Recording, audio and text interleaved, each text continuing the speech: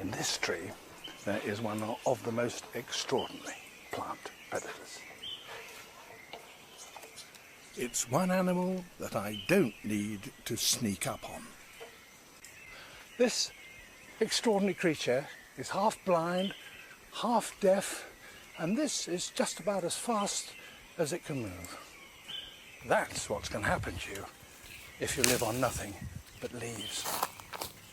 Any predator could attack it, and it doesn't have the speed to escape. Why it comes down in this way is a mystery. Nobody knows.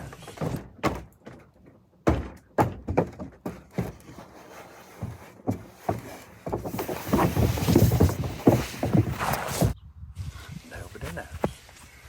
Now he's finished, and back he goes up to the safety of the canopy.